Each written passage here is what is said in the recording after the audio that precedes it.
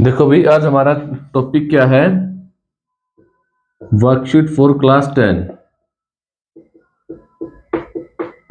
कल हमने एक वर्कशीट बनाई थी और ये बोला था कि ये आपका चैप्टर, जो ये आपके टॉपिक हैं, ये आपके बोर्ड एग्जाम के लिए इंपॉर्टेंट है। जिसमें पहला क्वेश्चन क्या था? What is a translucent medium? What is a translucent medium?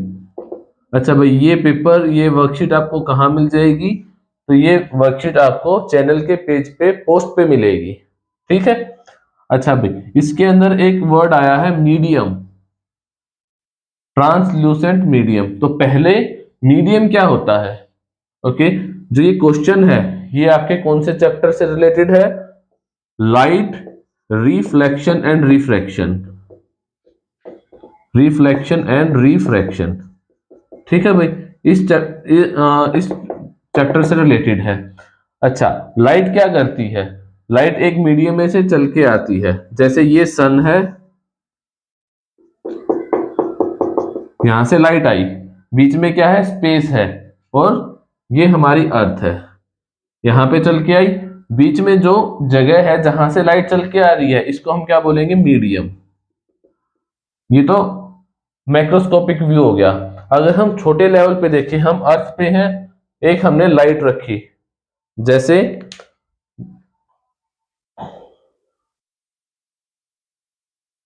ये, इस पेन के ऊपर ये लाइट गिर रही है। ये लाइट कहां से चल के आई?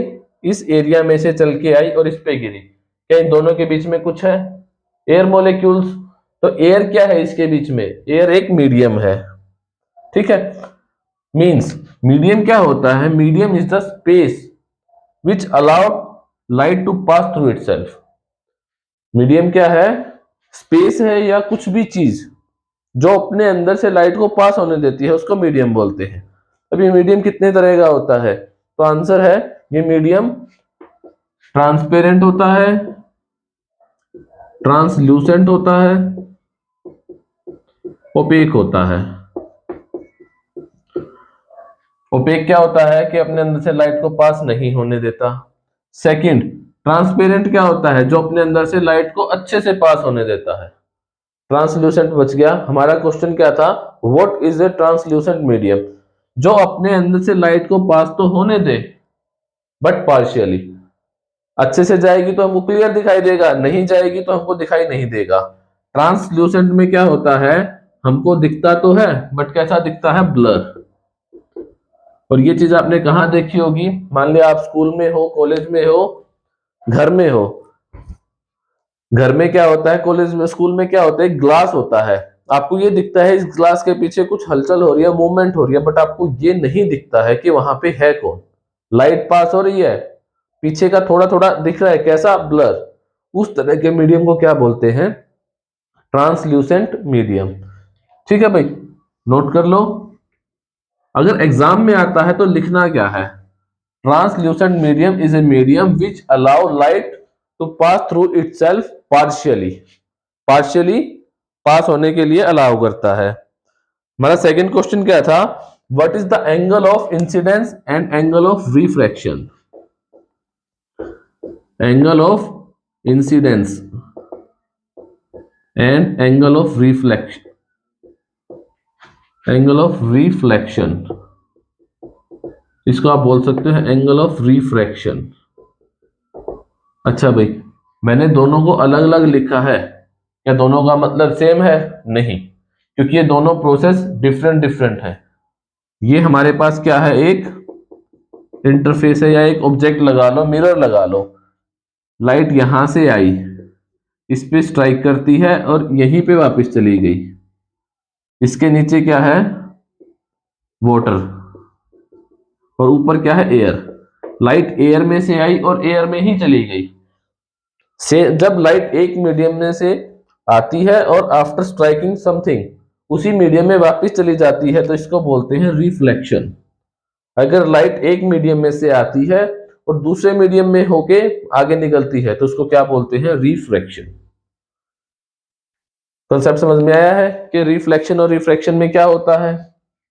अच्छा भाई देखो, अब हमने बोला मोस्टली स्कूल में क्लासेस में क्या सिखाते हैं, ये हमारे पास क्या है, ग्लास स्लैब है,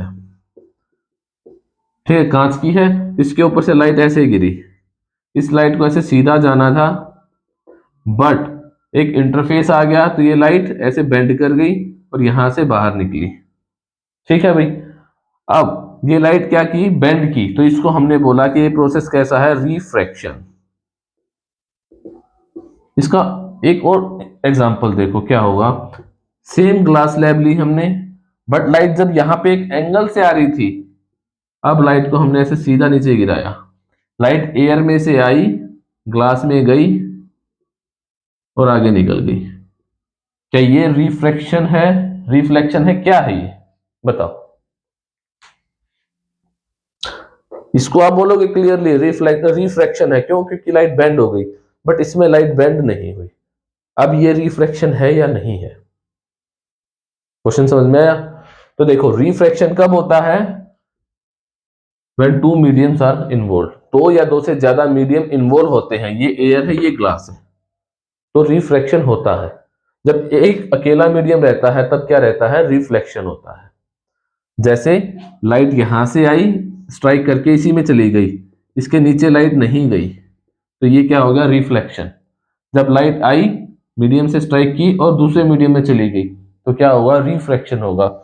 अब कॉम्पिटिटिव एग्जाम में या आपके बोर्ड एग्जाम में एक नंबर में पूछा जा सकता है इस टाइप से, एक लाइट आती है, एक ग्लास स्लैब पे एक मीडियम पे नॉर्मली गिरती है और उसके अंदर से आगे निकल जाती है, this process is called refraction, reflection. क्या होगा, एक नंबर में आ सकता है, चार ऑप्शन मिलेंगे। अब आपने तो पढ़ा है कि अगर बेंडिंग होगी तभी रिफ्रैक्शन होगा, अदरवाइज रिफ्रैक्शन नहीं होगा, बट ये क्या है, अगर मीडियम चेंज हो रहा है तो रिफ्रैक्शन होता है। रिफ्रैक्शन के अंदर बेंडिंग हो भी सकती है और नहीं भी, मस्ट नहीं है कि बेंडिंग होगी, ठीक है। अच्छा भाई, लेकिन ये हमारा कंप्लीट नहीं हुआ, ये तो हमने इसको समझा है, हमारा टॉपिक क्या है, angle of incidence and angle of reflection. अच्छा भाई, हमारे पास क्या है, एक ये वाटर का सोर्स है, कोई भी बकेट है या कुछ भी है, जो क्या है, ट्रांसपेरेंट है, जिसके अंदर से हम आर पार देख सकते हैं और इसके अंदर पानी है। अब इसके ऊपर हमने यहां से एक लाइट गिराई, अब ये लाइट इसके साथ एंगल बना रही है, ये एंगल, ये लाइट, ये देखो ये सरफेस है, इस सरफेस को हम क्या बोलेंगे, इंटरफेस। इस इंटरफेस के ऊपर एक हम अगर परपेंडिकुलर ड्रॉ करें, तो ये लाइट इस परपेंडिकुलर के साथ भी एक एंगल बना रही है। पहला क्वेश्चन क्या है कि एंगल ऑफ इंसिडेंस क्या होगा, ये होगा 1 या 2, बताओ भाई क्या होगा। तो एंगल ऑफ इंसिडेंस क्या होता है, it is the angle between incident रे, तो इंसिडेंट रे कौन सी है, जो ये आ रही है, ये इंसिडेंट रे है। दूसरा क्या होना चाहिए, देखो एंगल बिटवीन मतलब दो लाइनें होनी चाहिए, एक लाइन तो ये होगी, दूसरी लाइन ये होनी चाहिए या ये होनी चाहिए, it is the angle between incident ray and normal to the surface. अब जो सरफेस होगी उस सरफेस के नॉर्मल, नॉर्मल का मतलब क्या होता है, परपेंडिकुलर, परपेंडिकुलर और इंसिडेंट रे के बीच में जो एंगल बनेगा उसको बोलेंगे एंगल ऑफ इंसिडेंस, और इसको किससे लिखते हैं, आई से। क्लियर है, ये आपका क्वेश्चन कितने में आता है, एक नंबर में आ सकता है। इसी तरह से ये लाइट रिफ्लेक्शन के लिए अगर देखें तो इस पे स्ट्राइक करके यहां जाएगी, अब ये कैसी रे है, रिफ्रैक्टेड या फिर रिफ्लेक्टेड रे है, रिफ्लेक्टेड रे। अब रिफ्लेक्टेड रे भी दो एंगल बना रही है, एक इसके साथ और एक इसके साथ, तो एंगल ऑफ रिफ्लेक्शन क्या होगा, जो रिफ्लेक्टेड रे नॉर्मल के साथ जो एंगल बनाती है उसको बोलेंगे एंगल ऑफ रिफ्लेक्शन। तो एंगल ऑफ रिफ्लेक्शन क्या हुआ, it is the angle between reflected रे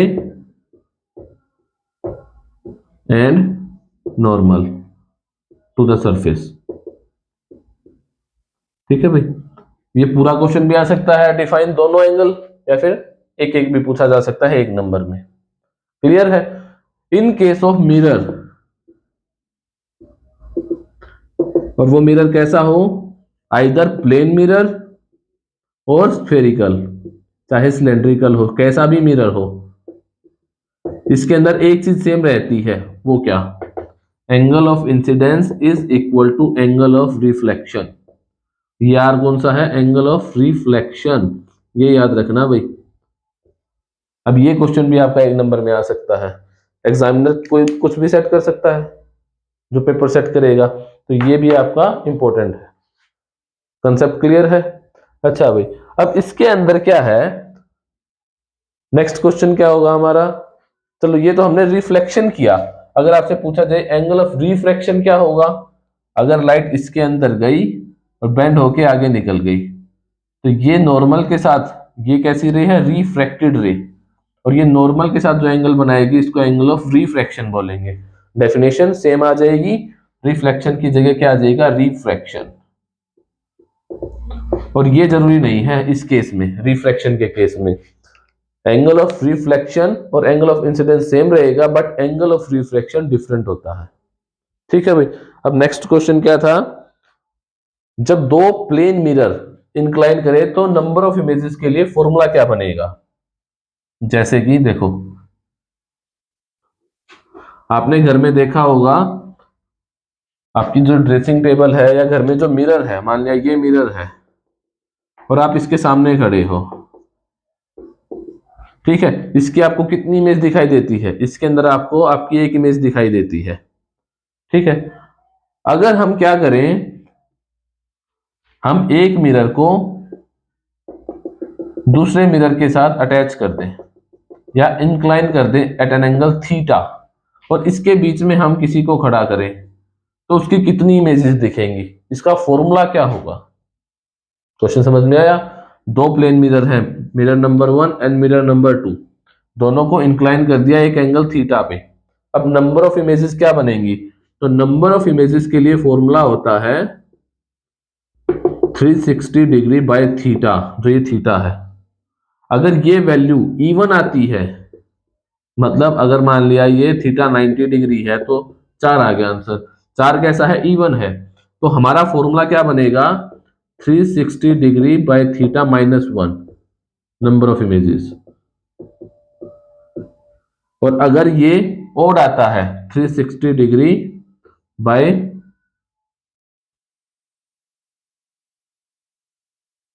कितना करें भाई,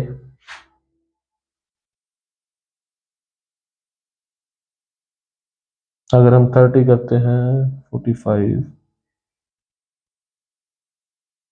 अगर हमने 40 कर दिया, थीटा कितना है 40 डिग्री, तो एक जीरो से एक जीरो कैंसिल, ये 9। अब ये कैसा है, ओड, तो इस केस में फॉर्मूला क्या रहेगा, 360 by theta when number this is odd. जब ओड होगा तो ये फॉर्मूला है, जब इवन होगा तो ये फॉर्मूला है। ठीक है भाई। अब इसी बेस पे हमारा एक क्वेश्चन क्या था, क्वेश्चन नंबर 14, जो आपको उसमें मिलेगा वर्कशीट में। सपोज करो हम जिस कमरे में हैं, जिस रूम में है, मान लिया इस रूम में है हम, तो इसकी ये दीवार, ये क्या है, मिरर की बना दी, इसके साथ वाली दीवार जो कॉर्नर टच कर रहे हैं, जैसे ये दीवार और ये दीवार, इन दोनों के कॉर्नर टच कर रहे हैं, ये दोनों कैसे बना दिए, मिरर। अब इसके अंदर हमने एक इंसान को खड़ा किया, इसकी नंबर ऑफ इमेजेस कितनी होंगी, तो आंसर है दोनों के बीच में एंगल 90 डिग्री है, और 90 के लिए 360 डिग्री बाय 90, आंसर 4 आ गया। 4 इवन है तो इसमें से गया 3। इजी था, बहुत इजी है, बट एक साइड दूसरी साइड, मतलब एक दीवार उसके साथ वाली दीवार, दोनों को मिरर का बना दिया, प्लस इसके साथ क्या किया, छत को भी किसका बना दिया, मिरर का बना दिया। अब पूछा है कि नंबर ऑफ इमेजेस कितनी होंगी, नंबर ऑफ इमेजेस। ठीक है भाई, इसको हम करके देखते हैं कि कैसे बनेगा।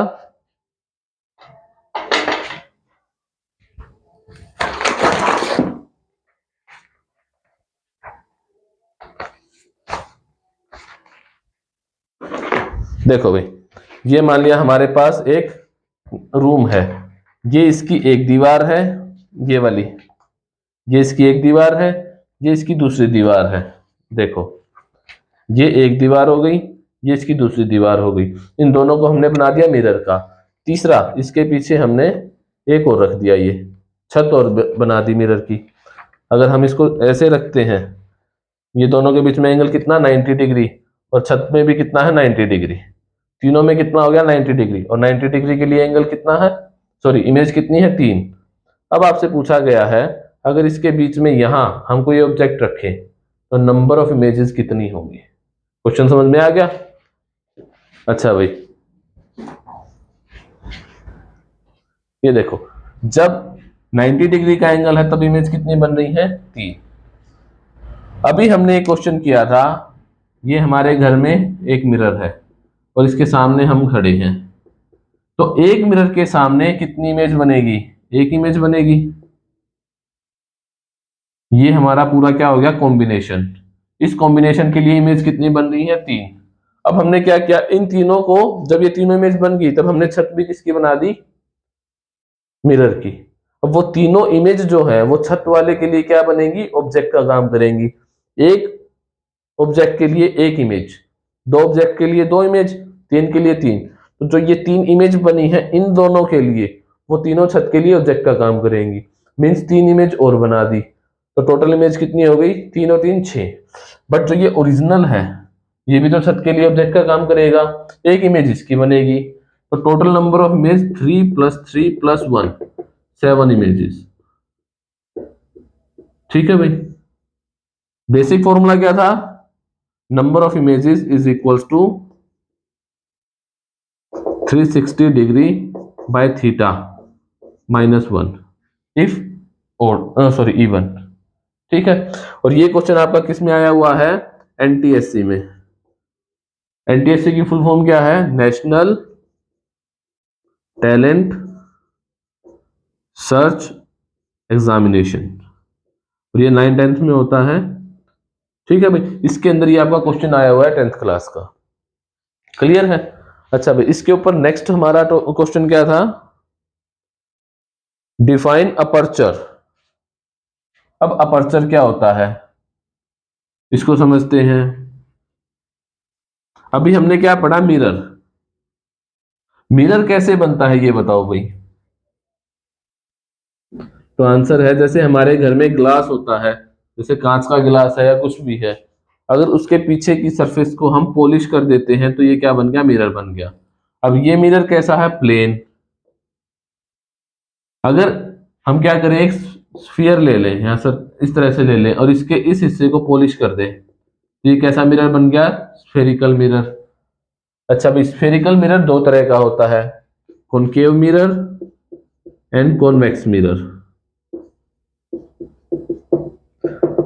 ठीक है भाई, और हमने अभी जो फॉर्मूला बताया था, angle I is equal to angle R, ये कन्वेक्स के लिए भी सेम रहेगा, कनकेव के लिए भी रहेगा, और इसके लिए भी सेम रहेगा। ठीक है, इतना समझ में आया? अब हमारा क्वेश्चन क्या है, अपर्चर। अपर्चर क्या होता है, तो देखो फिर से, ये हमारी सरफेस है,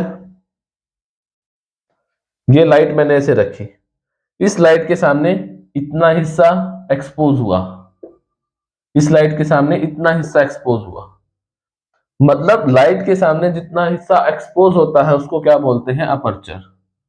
अब अगर मैंने इसके सामने, देखो इस लाइट के सामने इतना हिस्सा क्या हुआ, एक्सपोज हुआ। सपोज करो मैंने इसके सामने यहां कुछ शील्ड लगा दी ऐसे, ये लाइट ऊपर से आ रही है बट मैंने इसके सामने ऐसे लगा दिया। अब इस लाइट के सामने कितना हिस्सा एक्सपोज हुआ, यहां तक का, देखो ये इतना हिस्सा एक्सपोज हुआ, तो अपर्चर कितना हो जाएगा, इतना। मतलब लाइट के सामने जितना हिस्सा एक्सपोज होता है उसको हम क्या बोलते हैं, अपर्चर। क्लियर?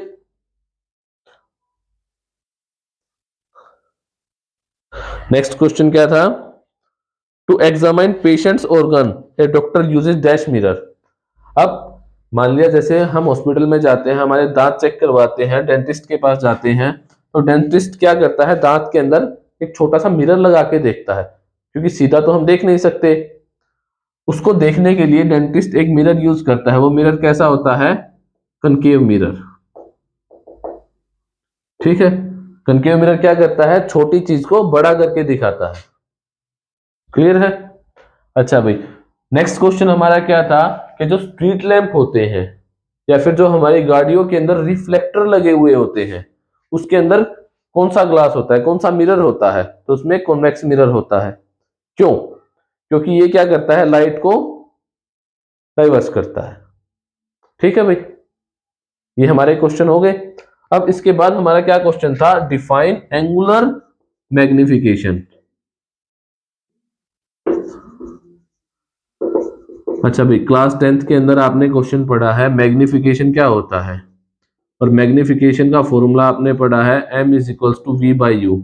और इसको लिखते कैसे हैं? Magnification is defined as height of image to the height of object, to the height of object. But ये क्या करता है? हाइट के लिए बताता है। इस मैग्निफिकेशन को क्या बोलते हैं हम? Linear magnification. बट हमारा क्वेश्चन क्या है? Angular, means angle. एंगल कितना बन रहा है, कितना? मैग्निफिकेशन का मतलब या तो चीज बड़ी होगी या छोटी होगी। ठीक है, हमको दिख रही है। अब जो एंगल बन रहा है उस चीज को बोलेंगे एंगुलर मैग्निफिकेशन। जैसे कि ये हमने क्या किया, ये हमने एक मिरर रखा, इसके सामने हमने यहां पे एक ऑब्जेक्ट रखा। इस ऑब्जेक्ट ने क्या किया? ऐसे, ये इसका फोकस और ये इसका पोल, तीनों लाइट ऐसे आई, ये इमेज बन गई। मान लिया, बनेगी नहीं बट हमने मान लिया, ए डैश बी डैश। अब देखो, ए बी का साइज कुछ है, ए डैश बी डैश का साइज कुछ है, क्या दोनों का साइज सेम है? तो आंसर है नो। अब हमने क्या किया? देखो, ये ऑब्जेक्ट को यहीं पे रखा, रहने दिया, और जो लाइट यहां पे जा रही थी इसके पीछे हमने यहां पे हमारी आंख रखी। हमने इस ऑब्जेक्ट को बिना मिरर के नेक्ड आई से देखा, तो क्या करेंगे? इन दोनों के बीच में एक एंगल बन रहा है। ठीक है, हमने क्या किया? इस ऑब्जेक्ट को उठा के यहीं पे रख दिया, सॉरी, इस इमेज को उठा के इस ऑब्जेक्ट की जगह पे रख दिया, और अब इससे देखा तो ये इतना एंगल बना रहा है। तो दोनों के बीच में क्या हुआ? ये एंगल अल्फा है, मान लिया, ये एंगल बीटा है। तो एंगुलर मैग्निफिकेशन क्या होता है? Height of image to the height of object. तो हम क्या कहेंगे? जो एंगुलर मैग्निफिकेशन है, एंगुलर मैग्निफिकेशन है, वो क्या कर रही है? एंगल बना रही है। तो हम क्या निकालेंगे? एंगल का रेशियो देखेंगे, रेशियो ऑफ एंगल। तो पहले कौन सा रेशियो लेंगे? पहले कौन सा एंगल लेंगे? Angle subtended by image, angle subtended by image to the angle subtended by object. लेकिन दोनों में एक हमने कंडीशन लगा दी कि दोनों की लोकेशन, दोनों की पोजीशन सेम होनी चाहिए when placed at the same position. तो जो रेशियो आएगा उस रेशियो को हम क्या बोलेंगे? Angular magnification. ठीक है भाई, इसके बाद हमारा नेक्स्ट क्वेश्चन क्या था? What is the unit of relative refractive index?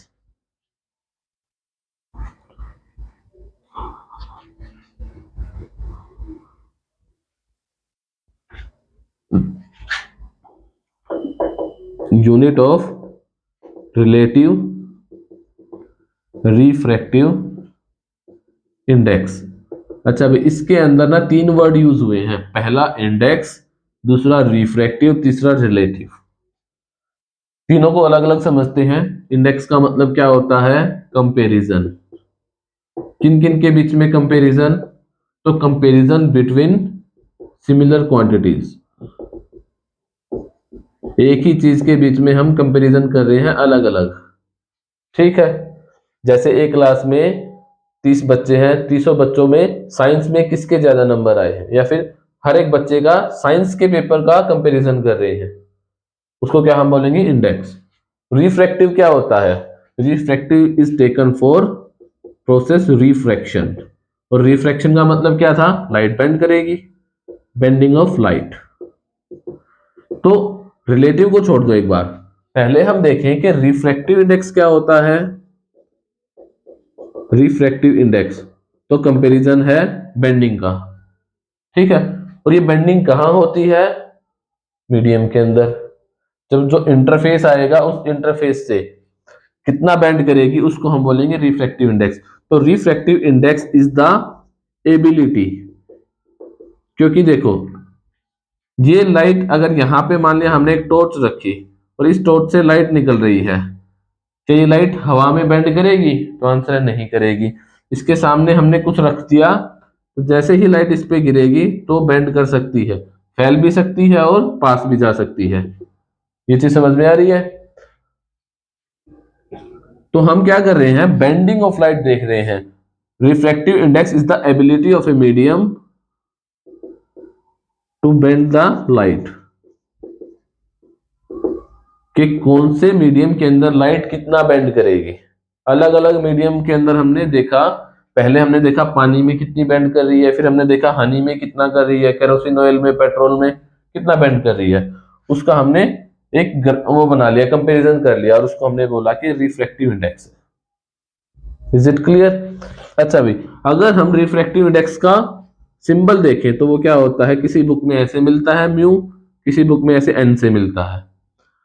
अगर इसको मैथमेटिकल लिखें तो refractive index is the ratio of velocity of light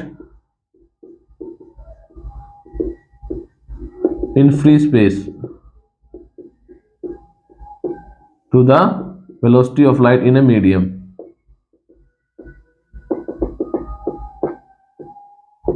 ये हमारा हो गया भाई। अच्छा भाई, अब देखो किसी भी चीज की हमने बोला लाइट बेंड कर रही है, it is the ability of a medium to bend the light. अगर मैं बोलूं ये लाइन छोटी है या बड़ी है, तो आपका आंसर क्या होगा? तो आपका पहला आंसर ये होना चाहिए कि किसके रिस्पेक्ट में। अगर मैं एक बड़ी लाइन खींच दूं तो इसके रिस्पेक्ट में ये छोटी है, और एक छोटी लाइन खींच दूं तो इसके रिस्पेक्ट में ये बड़ी है। तो जब हम कंपैरिजन करते हैं तो हमारे पास एटलीस्ट दो क्वांटिटीज होनी चाहिए, मींस एक रेफरेंस पॉइंट होना चाहिए, रेफरेंस चीज होनी चाहिए। Is it clear? तो जब हम रिफ्रैक्टिव इंडेक्स निकालते हैं तो इसके लिए रेफरेंस क्या लेके चलते हैं हम? एयर। अगर किसी चीज के अंदर लाइट बेंड कर रही है, उस बेंडिंग को अगर हम एयर से कंपेयर कर देते हैं कि मान लिया पानी में 1.5 डिग्री बेंड कर रही है और एयर में 0.5 डिग्री बेंड कर रही है, कंपैरिजन निकाल लिया। बेंड का मतलब थीटा, कितना बेंड कर रही है, ठीक है। अगर दोनों में से एक क्वांटिटी क्या हो? एयर हो, तो उस रिफ्रैक्टिव इंडेक्स को हम बोलेंगे एब्सोल्यूट रिफ्रैक्टिव इंडेक्स। अगर दोनों में एयर ना हो तो उसको हम क्या बोलेंगे? Relative refractive index. अगर दोनों ही अलग अलग मीडियम हो तो उसको बोलेंगे relative refractive index. Refractive index के लिए फॉर्मूला क्या है? Velocity of light. Velocity of light, तो दोनों की क्वांटिटी क्या है? सेम है, दोनों की यूनिट सेम है, मीटर पर सेकंड, मीटर पर सेकंड। दोनों से दोनों कैंसिल, तो इसकी यूनिट क्या आ जाएगी? नो यूनिट नो डायमेंशन, ठीक है। This is the relative refractive index. Next question क्या था? Define lateral displacement. अब लेटरल डिस्प्लेसमेंट क्या होगी?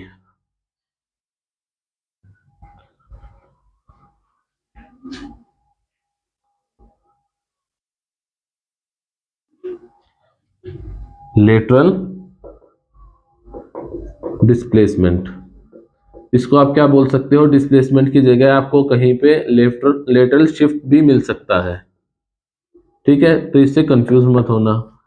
अब मान लिया यहां से एक लाइट ऐसे जा रही है, तो ये लाइट ऐसे सीधी जाएगी, बट अगर इसके बीच में हम एक मीडियम रख दें तो क्या होगा?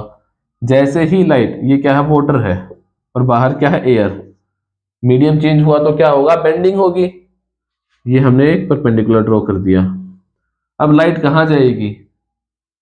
तो लाइट एयर से वाटर में जाती है तो लाइट बेंड करती है, तो बेंडिंग किस तरफ होगी? तो इसके लिए हमारे पास क्या है? एक फॉर्मूला है। फॉर्मूला क्या है?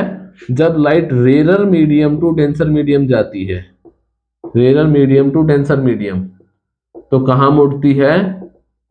टुवर्ड्स द नॉर्मल, मतलब नॉर्मल की तरफ। और अगर लाइट डेंसर टू रेयर जाती है तो कहां मुड़ती है? Away to the normal. ये याद रखना भाई, क्योंकि इसके ऊपर क्वेश्चन आता है। अच्छा, लाइट यहां से जा रही थी, इसका एक्चुअल रास्ता ये होना चाहिए था, बट बीच में एक मीडियम आ गया, ये इंटरफेस आ गया और ये मीडियम चेंज हो गया, तो लाइट बेंड करेगी। कहां करेगी? अब एयर कैसा है? रेयर मीडियम है विद रिस्पेक्ट टू वाटर, ये डेंसर हो गया। अब लाइट कहां से कहां जा रही है? रेयर टू डेंसर, तो कहां बेंड करेगी? नॉर्मल की तरफ। तो लाइट ऐसे सीधी जा रही थी तो थोड़ा बेंड करेगी इस डायरेक्शन में। ठीक है, अगेन ये लाइट को ऐसे सीधा जाना था, बट अगेन फिर से क्या हुआ? मीडियम चेंज हो गया, वाटर से एयर में आ गई। अब वाटर कैसा है? डेंसर। एयर कैसी है? रेयर। डेंसर से रेयर में जाएगी तो अवे टू द नॉर्मल, तो जहां पे ये सरफेस पे टच करी है यहाँ पे हमने एक नॉर्मल ड्रॉ कर दिया। अब लाइट को ऐसे सीधा जाना था, बट मीडियम चेंज हो गया तो नॉर्मल से दूर जाएगी, इस साइड मुड़ी तो नॉर्मल के पास हो गया, तो अवे टू द नॉर्मल मतलब इस डायरेक्शन में जाएगी। इस डायरेक्शन में जाएगी तो ये ऐसे चली गई। अब हमारा क्वेश्चन क्या है? लेटरल शिफ्ट या लेटरल डिस्प्लेसमेंट क्या होती है? तो जो ये लाइट है इसको हम क्या बोलेंगे? Incident light. और जो लाइट बाद में निकल रही है इसको क्या बोलेंगे? इमर्जेंट लाइट या इमर्जेंट रे। इंसिडेंट रे और इमर्जेंट रे, और इनके दोनों के बीच में जो परपेंडिकुलर डिस्टेंस होता है ये, इसको हम क्या बोलते हैं? Lateral shift. Lateral shift. अच्छा भाई, इस लेटरल शिफ्ट का डेमोन्स्ट्रेशन प्रैक्टिकल आपको कहां मिल जाएगा? इस वीडियो के लिंक में मिल जाएगा, डिस्क्रिप्शन में। और इसका जो मैथमेटिकल फॉर्मुलेशन आएगा वो भी आपको इसके वीडियो के डिस्क्रिप्शन में मिल जाएगा। ठीक है, मैं डाल दूंगा, मैं पहले करवा चुका। अच्छा भाई, लेटरल डिस्प्लेसमेंट के बाद क्या आता है? What is the unit of A power of a lens? Lens की यूनिट क्या होगी? अगर हम एक लेंस लेते हैं और उसकी पावर निकालें तो उस पावर की यूनिट क्या होगी? नेक्स्ट क्वेश्चन क्या है? Unit of power of a lens. तो सबसे पहले आपको पता होना चाहिए कि लेंस क्या है। ठीक है, अब हमने क्या किया? एक मीडियम ये ले लिया, इसके इस साइड क्या है? एयर है, इसके अंदर क्या है? ग्लास है, और बाहर क्या है? एयर। तो इस ग्लास वाले को हम क्या बोलेंगे कि ये क्या है? लेंस है। अच्छा भाई, अब ये लेंस क्या करता है? अगर इसके अंदर से लाइट पास होती है, मान लिया यहां से एक लाइट आ रही है ऐसे, तो ये मीडियम चेंज हो गया, बाहर क्या था? एयर, और अंदर क्या है? ग्लास। मीडियम चेंज तो लाइट का बेंड करेगी, कहां बेंड करेगी? Towards the normal. अच्छा भाई, अब इसके अंदर एक लेंस के अंदर कितनी सरफेस होती है? तो आंसर है, एक लेंस के अंदर दो सरफेस होती हैं, टू सरफेसेस। कौन सी? ये लेंस बना कैसे है? तो हमने क्या किया? एक स्फीयर ये लिया और एक स्फीयर ये लिया, इसका ये पहला स्फीयर है, ये दूसरा स्फीयर है। तो पहले स्फीयर का तो हमने ये वाला हिस्सा ले लिया, दूसरे स्फीयर का ये वाला हिस्सा, और दोनों के बीच में एक मीडियम को बाउंड कर दिया। तो जो ये हिस्सा बच गया ना अंदर वाला, ये क्या बचा? लेंस। ठीक है, अगेन फिर से हम ऐसे देखते हैं, जो ये सरफेस है इसका सेंटर कहाँ है? ये सरफेस का सेंटर कहाँ है? ये। अगर कोई भी लाइट आती है तो वो कहाँ बेंड करती है? Towards the centre. तो देखो, ये वाला हिस्सा तो हमने हटा दिया, तो लाइट कहाँ गिरी? सीधी इसके ऊपर। और इसका सेंटर कहाँ है? इस साइड। इस साइड है ना ये। तो कोई भी लाइट अगर प्रिंसिपल एक्सिस के पैरेलल आती है, प्रिंसिपल एक्सिस के पैरेलल आती है तो कहाँ जाएगी? फोकस से पास होगी, फोकस से। ये इसका ऑप्टिकल से, इसका सेंटर हो गया, सेंटर ऑफ कर्वेचर। ठीक है। अच्छा भाई, अब एक लाइट आई, वो लेंस पे गिरी और लेंस ने उसको बेंड कर दिया। कितना बेंड किया है उसको हम क्या बोलेंगे? पावर। एक लेंस के ऊपर अगर पैरेलल लाइट आती है और वो उसको बेंड करता है तो उसकी एबिलिटी है, the ability of a lens to bend the light is called power. और उस पावर को हम किससे नापते हैं? डायोप्टर से। और इसको नोट कर लो भाई, ये यूनिट मोस्ट इंपॉर्टेंट है, इसके ऊपर 1 नंबर में क्वेश्चन आता है, ठीक है। या फिर इसके ऊपर सीधा क्वेश्चन यूनिट पूछी जाएगी या आपसे एक न्यूमेरिकल पूछा जाएगा, 1 नंबर में 2 नंबर में क्वेश्चन आ सकता है। Power of a lens, is it clear? अच्छा भाई, अब नेक्स्ट क्वेश्चन हमारा क्या था, how the power of a lens is related to the focal length. अच्छा भाई, जो लेंस है उसकी पावर फोकल लेंथ से कैसे रिलेट करती है, तो उससे पहले हमको पता होना चाहिए कि फोकल लेंथ क्या होती है। ये हमने एक स्फीयर लिया, इसको काट के हमने एक सरफेस बना दी, एक लेंस बना दिया ये। अब क्या होगा, देखो यहां पे अगर हमने एक ऑब्जेक्ट रखा, अगर इस प्रिंसिपल एक्सिस के पैरेलल कोई लाइट आती है, फिर से वो कहां बेंड होगी, फोकस पे। अब देखो, पहले हमने एक लेंस लिया, वो इस लाइट को यहां बेंड कर रहा है। अगेन दूसरा हमने एक और लेंस लिया, सेम जगह पे हमने ऑब्जेक्ट रखा। अब इसके अंदर से अगर लाइट जाती है तो ये इसको यहां पे बेंड कर देता है। किसने पास बेंड किया, तो आंसर है सेकंड वाले ने इसको पहले बेंड कर दिया। तो जो ज्यादा बेंड करेगा उसकी पावर ज्यादा हुई, ठीक है। पैरेलल लाइट कहां से पास होती है, फोकस से। तो ऑप्टिकल सेंटर या पोल से लेके ये जो डिस्टेंस होती है इसको क्या बोलते हैं, फोकल लेंथ, ठीक है। अब पावर किसकी ज्यादा है, जिसने पास बेंड किया उसकी पावर ज्यादा, पास बेंड किया पावर ज्यादा, जो दूर बेंड करेगा उसकी पावर कम। तो ये कैसा रिलेशन हुआ, तो ये इनवर्सली प्रोपोर्शनल का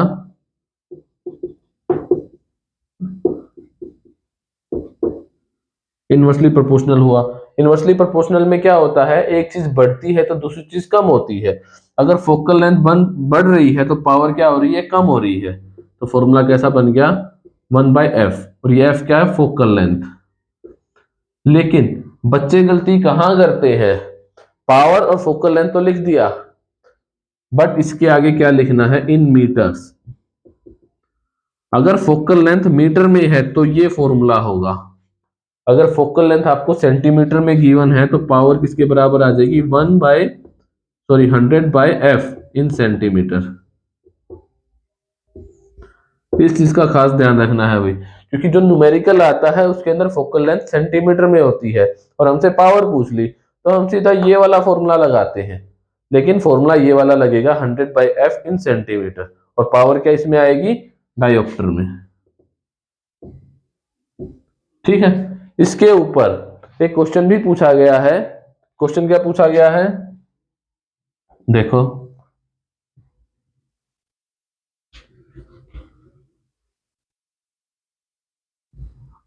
आपको एक लेंस दे दिया, कैसा लेंस है, कॉन्वेक्स लेंस है। इससे 10 सेंटीमीटर की दूरी पे यहां पे एक ऑब्जेक्ट रखा जिसकी हाइट क्या है, 5 सेंटीमीटर है, ये 10 सेंटीमीटर है, और इसकी फोकल लेंथ कितनी है, 25 सेंटीमीटर। अब आपसे पूछा गया है कि जो इमेज बनेगी उसका नेचर कैसा होगा। तो नेचर हम कैसे बताते हैं, नेचर हमारे पास 2-3 तरह के होते हैं, एक जो इमेज बनी है वो सीधी है या उल्टी है, रियल है या वर्चुअल है। जब इरेक्ट इमेज बनती है तो वो कैसी होती है, वर्चुअल होती है, और जो उल्टा ही कर देते हैं, देखो, जब इरेक्ट इमेज बनती है तो इमेज कैसी होती है, वर्चुअल, जब इन्वर्टेड बनती है तो रियल, ठीक है। मैग्निफिकेशन इसको कैसे शो करती है, अगर मैग्निफिकेशन नेगेटिव आती है तो इमेज कैसी है, रियल है एंड इन्वर्टेड है। अगर मैग्निफिकेशन पॉजिटिव आती है तो ये। अब देखो जो हमारा क्वेश्चन है, पेपर में, क्वेश्चन पेपर में हमसे क्या पूछा गया है, सिर्फ नेचर पूछा गया है। लेकिन इसको करने के लिए हमें क्या करना पड़ेगा, पहले मैग्निफिकेशन भी निकालनी पड़ेगी कि वो मैग्निफिकेशन पॉजिटिव है या नेगेटिव है। अगर मैग्निफिकेशन 1 आती है, मैग्निफिकेशन क्या होता है, height of image to the height of object, अगर दोनों बराबर होंगी तभी तो 1 आएगा, मतलब जितना ऑब्जेक्ट लिया उतनी ही इमेज बनी,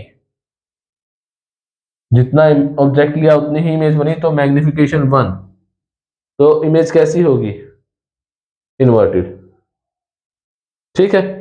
ये वाली real and inverted.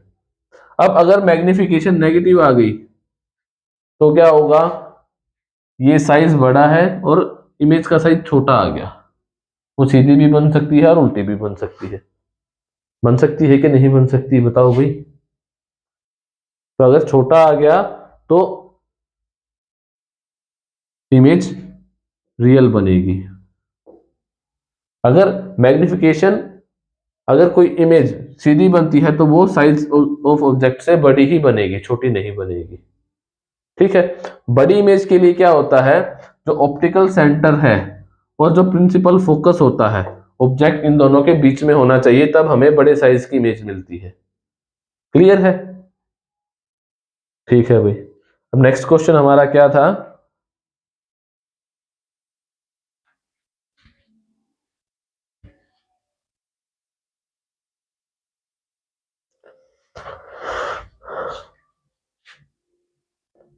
Using the mirror formula obtain relation between M and F.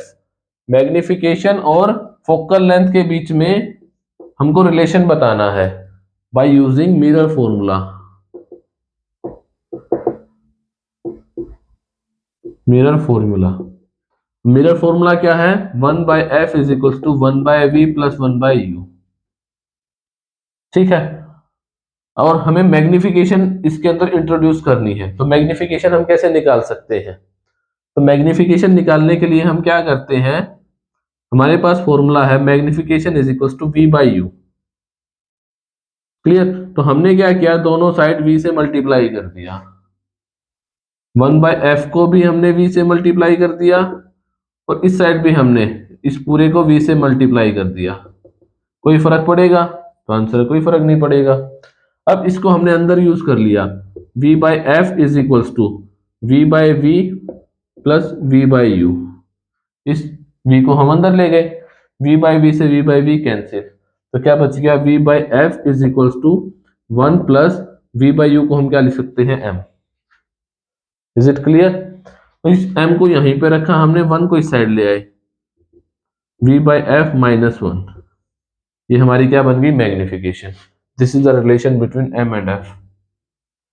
इसको थोड़ा सा चेंज करके हम और भी निकाल सकते हैं, बट ये भी सही है। ठीक है। अब नेक्स्ट क्वेश्चन हमारा क्या था,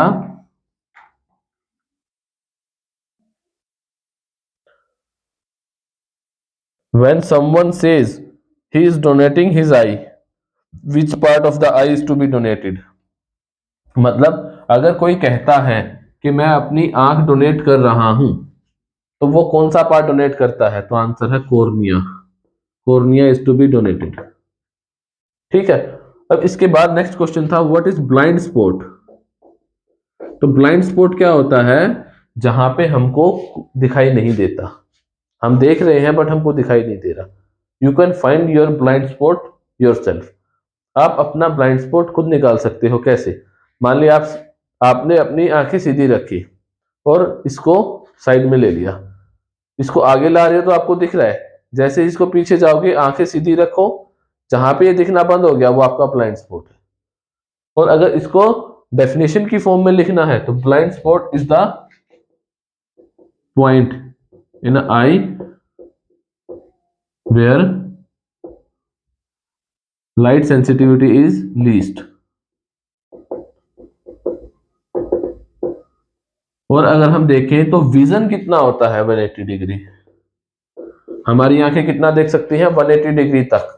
मींस यहां से जितना हम, हमारी आंखें हैं यहां तक और यहां तक देख सकते हैं, बट 180 से थोड़ा सा आगे जहां पे दिखना बंद हो रहा है वो क्या है, आपका ब्लाइंड स्पॉट। पीछे तो दिखेगा ही नहीं, 180 से आगे जहां दिखना बंद हो रहा है वो ब्लाइंड स्पॉट है।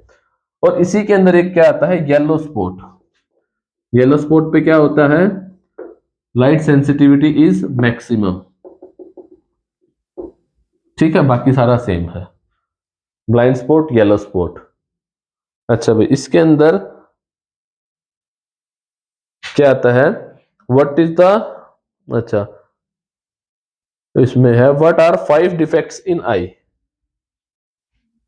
आंख के अंदर 5 डिफेक्ट कौन से होते हैं, या 5 डिजीज कौन सी होती है। तो एक होता है मायोपिया, एक हाइपरमेट्रोपिया, एक एस्टिग्मेटिज्म,